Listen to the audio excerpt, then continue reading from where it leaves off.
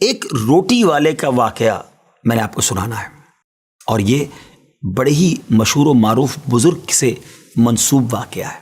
حضرت ابو بردہ رضی اللہ تعالیٰ عنہ راوی ہیں کہ حضرت ابو موسیٰ اشعری رضی اللہ تعالیٰ عنہ کی جب وفات کا وقت قریب آیا تو انہوں نے اپنے بیٹوں سے کہا کہ اے بیٹو، روٹی والے کو یاد رکھنا۔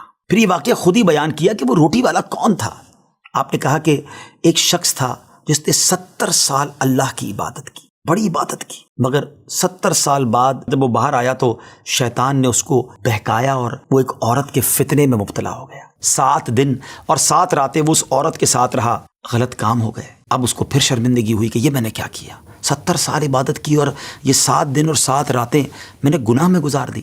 بڑا شرمندہ، بڑا نادم، قدم قدم پر سجدے کرتا جاتا، توبہ کرتا جاتا۔ اب چلتے چلتے چلتے ایک مسافر خانے میں پہنچا تو وہاں 12 مسکین لوگ پڑے ہوئے تھے، لیٹے ہوئے تھے۔ اس نے بھی جگہ بنائی اور ان کے درمیان جا کر خود بھی گر کر سو گئے۔ اب رات میں ایک شخص آیا جو ان کو کھانا دیا کرتا تھا، روٹی دیا کرتا تھا۔ ایک ایک کر کے 12 روٹیاں لے کر آیا تھا، اس کو پتا تھا یہاں 12 مسکین رہتے ہیں۔ ایک ایک کر کے سب کو روٹی دینے لگا۔ وہ شخص جو یہاں آ کر اچانک بیچ میں آ کر لیٹا تھا، اس کو بھی وہ مسکین سمجھا اور اس کو بھی روٹی دے دی۔ لیکن ظاہر ہے کہ اگر ترتیب سے روٹی دیتے دیتے آگے آئے تو آخری نمبر والے کو روٹی نہ ملی، کیونکہ یہ تو 13 ہو چکے تھے۔ تو بانٹنے والے سے اس مسکین نے کہا کہ تم نے آج مجھے روٹی کیوں نہیں دی؟ اس نے کہا میں نے تو سب کو ایک ایک روٹی دی، کسی کو 2 نہیں دی۔ کہا تم مجھے روٹی نہیں دے رہے ہو؟ بہرحال وہ ناراض ہو گیا کہ ٹھیک ہے، پھر تم اگر یہ سمجھتے ہو کہ میں بددیانتی کر رہا ہوں تو میں تمہیں کچھ بھی نہیں دوں گا۔ یہ کہہ کر وہ شخص تو چلا گیا، مگر وہ مسکین بیچارہ بھوکا رہ گیا۔ اب وہ شخص جس نے ابھی توبہ کی تھی، پہلے 70 سال کی عبادت بھی کی ہوئی تھی، اس کو خیال آیا کہ میری وجہ سے اس مسکین کو روٹی نہیں ملی ہے۔ بھوک اسے بھی بڑی تھی، مگر اس نے وہ روٹی اسے دے دی۔ شدید بھوک لگی ہوئی تھی، رات بھر بھوک میں تڑپتا رہا اور اسی بھوک کے عالم میں صبح اس کا انتقال ہو گیا۔ حضرت ابو موسیٰ اشعری رضی اللہ تعالیٰ عنہ فرماتے ہیں کہ جب یہ شخص اللہ کی بارگاہ میں پہنچا نا تو ایک پلڑے میں اس کی 70 سال کی عبادت رکھی گئی اور ایک پلڑے میں وہ 7 دن اور 7 رات کے گناہ رکھے گئے۔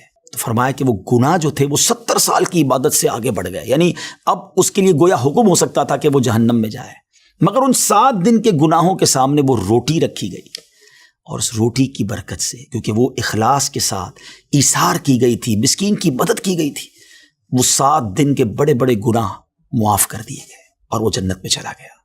پھر آپ نے اپنے بچوں سے کہا بیٹا روٹی والے کو یاد رکھنا۔ ناظرین، یہ واقعہ واقعی دلوں کے تار چھیڑ دیتا ہے۔ 2 باتیں سیکھنی ہیں کہ بعض اوقات کچھ لوگ کہتے ہیں یار میں نہیں بہک سکتا، میں تو بڑے اچھے ماحول میں ہوں۔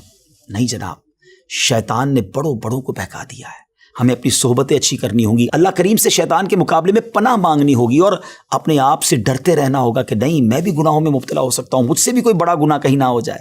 توبہ کرتے رہیں، ڈرتے رہیں، خوف رکھیں اور اچھی صحبت اپنائیں۔